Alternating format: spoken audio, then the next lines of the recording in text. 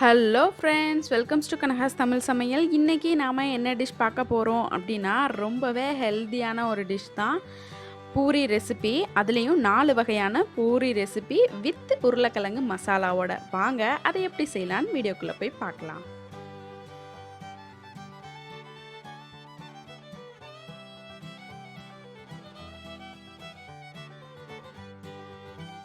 தேவையான பொருட்கள்: கருவேப்பிலை, கொத்தமல்லி எடுத்துக்கோங்க, பச்சை மிளகாய் எடுத்துக்கோங்க, ஆனியன் வந்து இது மாதிரி நீட்டு வாக்கில் இருக்கணும், உருளைக்கிழங்கு வேக வச்சது, தக்காளி நல்லா பழமாக எடுத்துக்கோங்க, இஞ்சி இது மாதிரி பொடியாக கட் பண்ணிக்கோங்க, உப்பு, மஞ்சள் தூள். இப்போ உருளைக்கிழங்கு மசாலா எப்படி செய்யலாங்கிறத ஃபஸ்ட்டு பார்த்துக்கலாம். ஒரு பேன் எடுத்துக்கோங்க. பேன் நல்லா சூடானதுக்கப்புறமே 2 டேபிள் ஸ்பூன் அளவுக்கு எண்ணெய் விட்டுக்கோங்க. எண்ணெயும் நல்லா சூடாகட்டும். இப்போ எண்ணெய் நல்லா சூடாயிடுச்சு. இதில் 1 ஸ்பூன் கடுகு, 1/2 டேபிள் ஸ்பூன் அளவுக்கு கடலைப்பருப்பு, இது ரெண்டுத்தையும் சேர்த்து நல்லா தாளிச்சுக்க போகிறோம். கடுகு நல்லா பொரிஞ்சு வரணும்.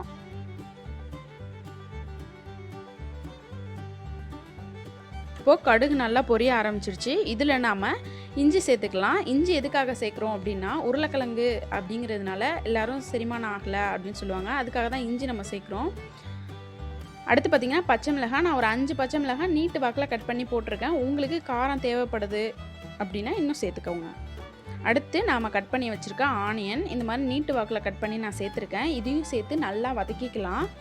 ஆனியன் வந்து நல்லாவே வதங்கணும். அப்போ தான் உங்களுக்கு மசாலா நல்லா டேஸ்ட்டாக வரும்.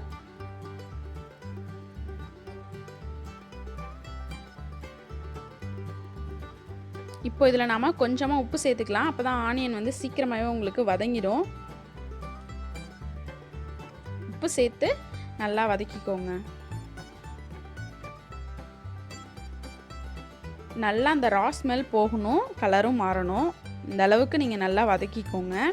இப்போது இது நல்லாவே வதங்கிடுச்சு. பார்த்தீங்கன்னா உங்களுக்கு டிஃப்ரென்ஸ் தெரியும். இப்போ நம்ம தக்காளி ஆட் பண்ணிக்கலாம். தக்காளி நல்ல பழமான தக்காளியாக நான் 1 தக்காளி ஆட் பண்ணியிருக்கேன். அதையும் சேர்த்து நல்லா வதக்கிக்கோங்க. நம்ம சேர்த்துருக்க எல்லாமே நல்லா வதங்கணும். உருளைக்கிழங்கு ஆல்ரெடி நம்ம குக் பண்ணி வச்சுருக்கோங்கிறதுனால அதே ஈக்குவலுக்கு இதுவும் வதங்கணும், நல்லா வேகணும். அடுத்து கொஞ்சமாக மஞ்சள் தூள், 1/2 டேபிள் ஸ்பூன் அளவுக்கு மஞ்சள் தூள் சேர்த்து அதையும் நல்லா மிக்ஸ் பண்ணி விட்டுருங்க. பார்த்திங்கன்னா இப்போ நல்லா மிக்ஸ் ஆகிடுச்சு. இதில் நாம் அடுத்து தண்ணி சேர்க்க போகிறோம். தண்ணி வந்து கொஞ்சமாக, ரொம்ப அதிகமாக சேர்க்க தேவையில்ல. தண்ணி கொஞ்சமாக இருக்கிறது தெரிஞ்சால் போதும். இந்த அளவுக்கு நீங்கள் தண்ணி ஆட் பண்ணி லைட்டாக மிக்ஸ் பண்ணிவிட்டு க்ளோஸ் பண்ணி இதை குக் பண்ணுங்கள். ஒரு 5 மினிட்ஸ் போதும். ஏன்னா நல்லா வதங்கிடுச்சு. லைட்டாக தண்ணி ஊற்றி நம்ம குக் பண்ணோன்னு இன்னும் நல்லாயிருக்கும். 5 நிமிஷம் ஆயிடுச்சு. பார்த்திங்கன்னா உங்களுக்கு நல்லாவே குக் ஆகிருக்கும். இதில் நாம் உருளைக்கிழங்கை மசிச்சு சேர்த்துக்கலாம். இதையும் நல்லா மிக்ஸ் பண்ணி விடுங்க. நம்ம சேர்த்த தண்ணி வந்து எவாப்ரேட் ஆகிடுச்சு, கொஞ்சம் தான் இருக்குது. நீங்கள் நிறைய தண்ணி விட்டுட்டிங்க அப்படின்னா உங்களுக்கு வந்து மசாலா ரொம்ப தண்ணியாக இருக்கும். அது வந்து நல்லா இருக்காது. அதனால தான் நான் வந்து திக்காக இருக்கணுங்கிறதுக்கு கொஞ்சமாக தண்ணி சேர்க்க சொன்னேன். இப்போ நம்ம உருளைக்கிழங்கையும் சேர்த்து நல்லா மிக்ஸ் பண்ணி ஒரு 5 நிமிஷம் குக் பண்ணிவிட்டு கடைசியாக கருவேப்பிலையும் கொத்தமல்லியும் ஆட் பண்ணி நல்லா மிக்ஸ் பண்ணோம்னா நம்மளோட உருளைக்கிழங்கு மசாலா ரெடி ஆகிடுச்சு.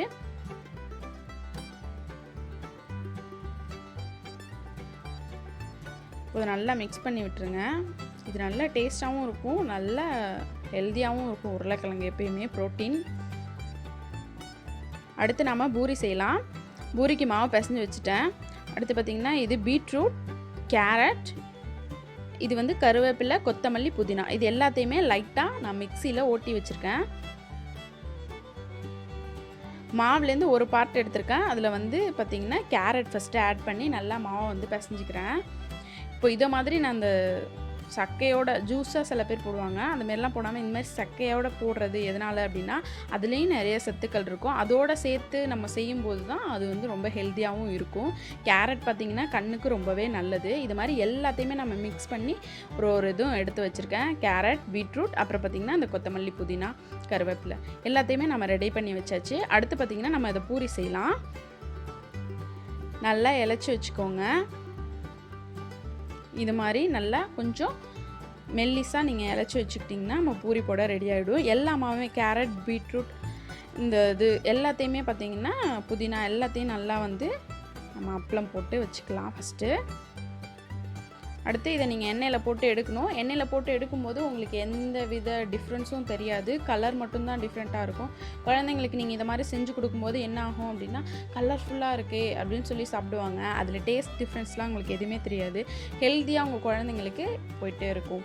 இதை வந்து நீங்கள் கண்டிப்பாக மாதத்தில் ஒரு 2 டைம் இல்லை 3 டைம் செஞ்சு கொடுத்தீங்கனாலே போதும். கேரட், பீட்ரூட் எல்லாமே உங்களுக்கு சேர்ந்துடும்.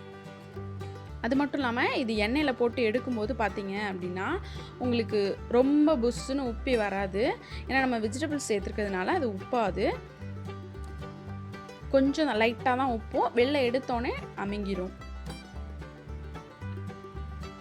கேரட் போட்டு எடுத்துட்டோம். அடுத்து பார்த்தீங்கன்னா பீட்ரூட் அது வந்து ஒரு மாதிரி லைட் எல்லோவாக இருக்கும். இது நல்லா பிங்க் கலருக்கு வந்திருக்கு. பார்த்திங்கன்னா இது ஒரு லைட்டாக உப்புது பார்த்தீங்களா. ஆனால் எடுத்து வச்சதும் உங்களுக்கு உப்பல் அப்படியே அமுங்கிடும்.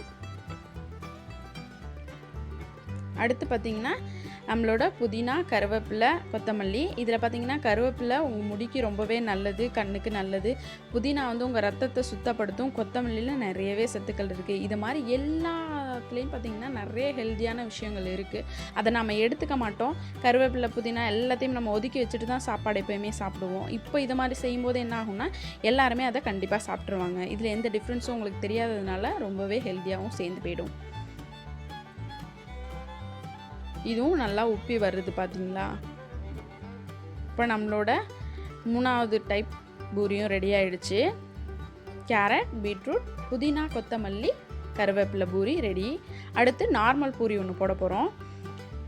கோதுமை மாவில் தான் நம்ம செஞ்சுருக்கோம். அதனால் வந்து பார்த்திங்கன்னா இது ரொம்பவே நல்லது தான். இதுவே சில பேர் பார்த்திங்கன்னா மைதாவில் பூரி போடுவாங்க, நல்லா மொறு மொறுன்னு வரும், புஷ்ஷுன்னு வரும் அப்படின்னு சொல்லி.